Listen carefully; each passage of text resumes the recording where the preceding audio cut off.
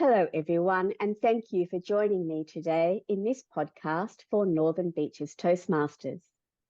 My name is Sue Loucks, and I've been a Toastmaster for just over a decade.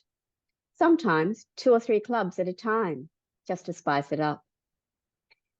I've been a member of Northern Beaches Toastmasters since 2012, and I'm really excited to be joining them this year, 2023, to celebrate their 20th anniversary. I have reached the distinguished heights of Distinguished Toastmaster, or DTM, which is the highest level you can get in their education awards. Often, though, it says, "Don't time me," because we all love to have a chat. Speaking of chatting, joining me today is Thomas Hills, who is the president of Northern Beaches Toastmasters.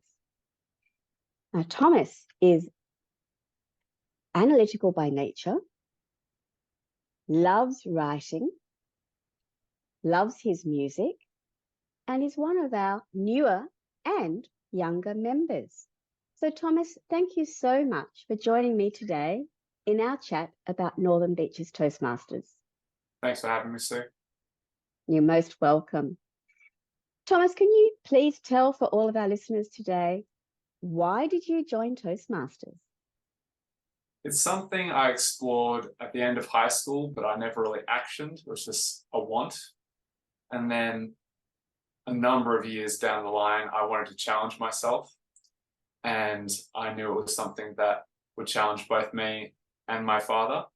We do some leadership roles in surf lifesaving, and we have to speak to people. And I thought this would be a good opportunity to hone that skill, and so I could see how it would apply to my own life and where we could improve. So I Googled it, found Northern Beaches Toastmasters, and came to a meeting. Fantastic. And how long have you been a member with us? I think it was December 2022 I was officially joined. We had a couple of meetings before that. So it will be a year in December. Fantastic. That's great. Now, you've already honed on a point that I like to highlight, that Toastmasters covers leadership as well as public speaking. Which, do you have a preference for one side of it to the other? I think that public speaking is something that's really good for every area of your life, building that confidence, that self-image, and becoming a more refined communicator, which we all do day to day. I think leadership skills kind of carry into most areas of our life as well. So I think both of them add value. I'm not sure if I could distinguish which one is greater in value. Well, the fact that you've taken on president already without even being here a year, I think speaks volumes both of your own journey and what you want to get out of it. Have you found that role to offer you opportunities that you might not have had if you were not president of the club? Definitely gives me more speaking time because I have to introduce the meeting and I have to close the meeting. So I'm getting up at least 2 times, and often it's 3 or 4 times. So it's definitely making me jump in and out a lot more frequently, which is good for working that muscle, the exercising of that that muscle, because you have those moments where you don't have anything prepped, you need to step in, and using that is really valuable. So I think the leadership role has been quite challenging in a good way. Oh, that's good. Yeah, impromptu speaking, people think that is something that's really terrifying. It is something we do nearly every day of our life, and it would be great if we get more comfortable with it. So I'm glad that you've highlighted that in the president's role, you get to do quite a bit of that. Does that also mean you have meetings outside of the meetings? We have had one. We will have more. We have an executive meeting where we get all of the people in executive roles, whether that be the vice president of education, such as yourself, or our secretary and another numerous other roles. We all meet together and we discuss club business and how to progress the club and maintain what the momentum we do have and ensure we're providing the best environment for our members. So now I'm hearing presentation skills, leadership skills, and teamwork. That seems to be a great bundle. And you're a surf lifesaver. What club do you do that with? Freshwater Surf Life Saving Club. Fantastic. And you're taking on leadership roles there as well. Yeah, my father and I have both been captain and vice captain of one of the patrols for many years now. I'm not sure how many. So I always let him be the captain and I'll just do vice. So I don't have the onus of responsibility on me, but I tend to do a lot from behind the scenes. As you know, being vice president of education, it's not always the person at the front that does the most work. That's right. That's right. Well put. Do you feel that you've benefited from your Toastmaster membership when it's been such a short time, really? Have you taken some benefits outside of Toastmasters? I took on a leadership role at work the week of my first Toastmasters meeting as a member. And that was having a very large team, managing a sector. And I've had to do a lot of staff meetings where I'll have up to 30 people all, focused on me for a few hours sometimes. So having to understand the audience's needs and engage with them and really show them, I think it's been really beneficial in that sense, and leadership skills that I would use in other areas of the job. So it also has helped me in self-confidence and numerous other areas. That's a great point that you've raised, the self-confidence, because I do feel that that is perhaps an unspoken benefit of Toastmasters, that most people think you come to learn about public speaking, which is one of the things we all dread, but it's the building of that self-confidence. And if I may, I've seen that growth in you in the time that you've been a member with us, and I get a real kick out of watching people come into the club and grow and blossom, not just in their speaking skills, but in their self-confidence. So thank you for raising that valid point. Another question a lot of people ask when they think of Toastmasters is, how do you know what to speak about? So how do you pick your topics for your speeches? Oh, Sue, I ask myself that every time there's a speech coming up. That's a great question. There are a thing with Toastmasters called pathways. And so you enroll yourself in different pathways and they will have different topics to challenge yourself. So sometimes the things you have coming up or the pathway modules that you have to do, you go, how do I achieve this module? What do I write for this? How do I meet this? So I find that can sometimes guide me.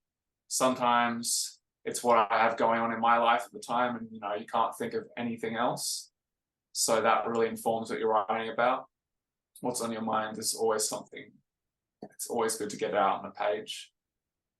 And what you're passionate about as well. So the passion comes through when you're speaking.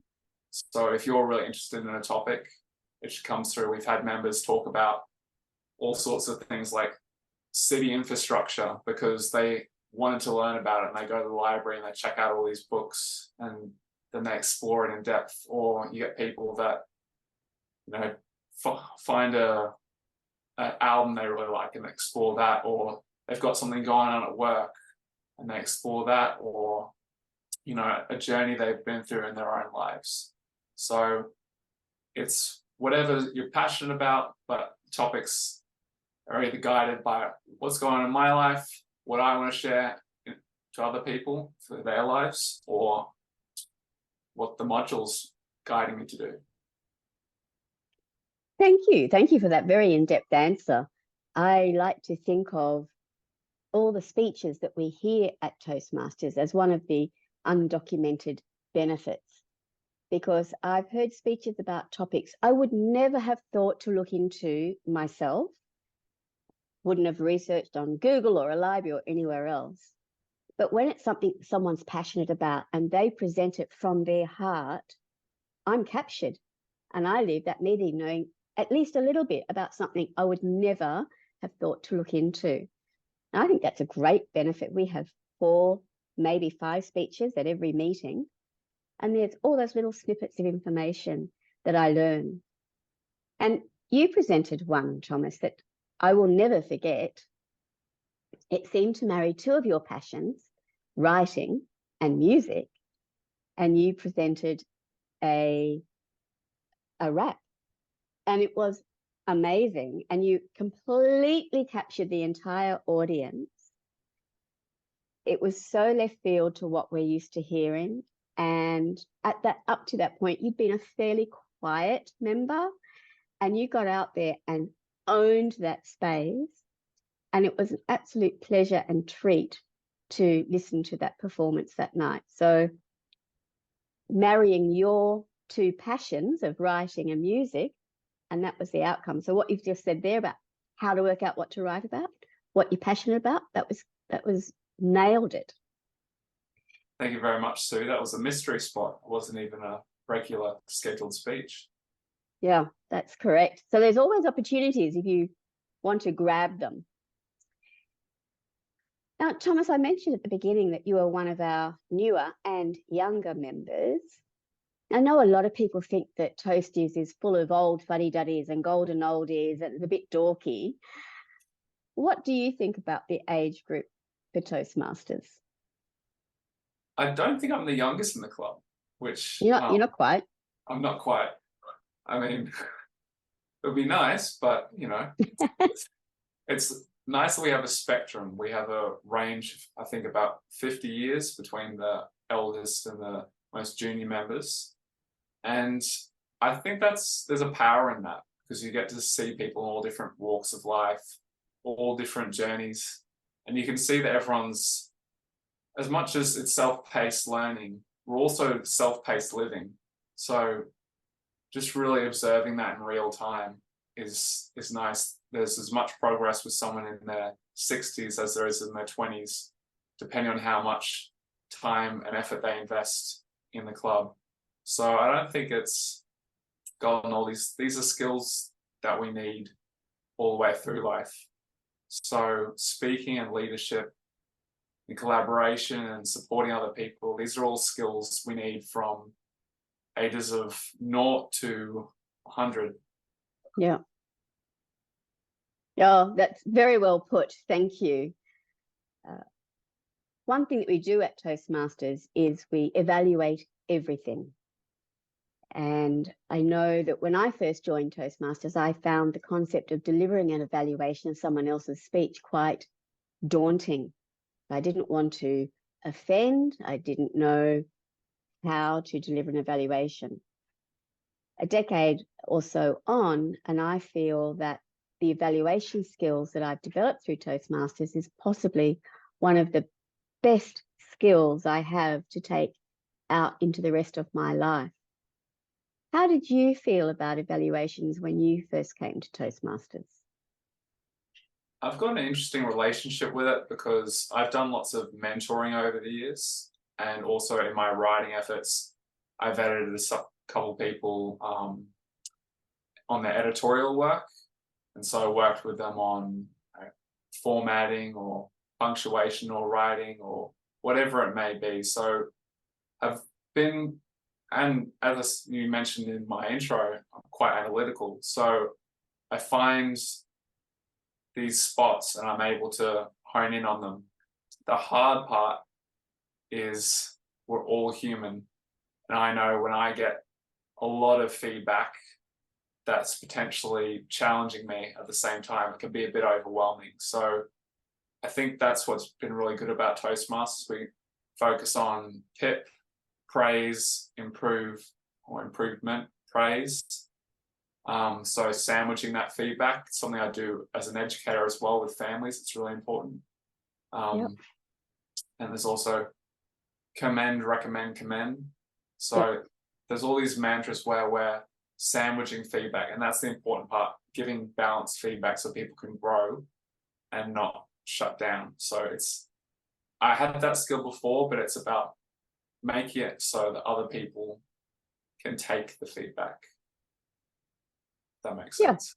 It definitely does. We don't want to squash anyone with feedback. We want to encourage and help them grow. So you put it perfectly, PIP or CRC, and that's exactly the way we like to do it. Is there one skill that you've taken out of Toastmasters into your life the most, or is it a rounded effort?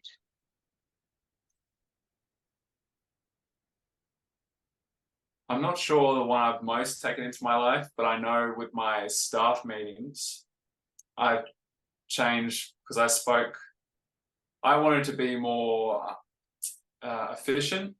So we had like a written agenda, and we had a PowerPoint presentation for those that are visual learners, have those visuals, which we know are really important in Toastmasters. And I was trying to put them both into one, put everything on the PowerPoint. And then I spoke with a fellow Toastmaster, one with a bit more experience than me, and they said, "Oh, it's terrible. Why are you doing that? You know, you never put more than 3 or 4 words on a slide, because then they're reading and not watching you. They should be watching you and reading your body language and listening, entire attention put on you." So I had to completely backflip on how I was doing it, and it's working much better. People are focusing entirely on me, and when we have these extensive staff meetings, and I'll share the stage with one other person as well, but it's a skill that I like.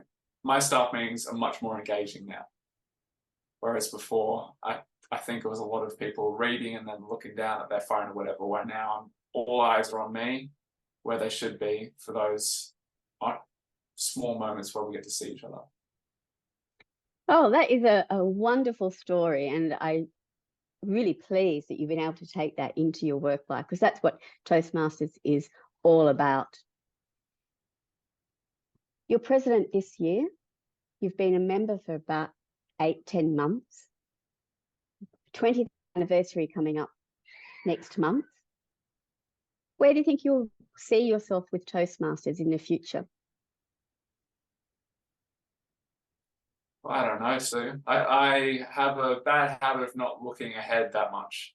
So it's something I need to work on, but I haven't thought that far ahead, honestly. I'm just month by month, and I'm looking forward to it each month. Works for me. Thomas, I really appreciate everything you've shared with us today, for taking the time out of your busy day to chat to everyone. I hope that you've inspired some people listening to this to come along and try Toastmasters. You've inspired me. I really appreciate your stories. So thank you for your time, and I look forward to seeing you at our 20th anniversary. Can't wait. Thanks, Sue. Bye all.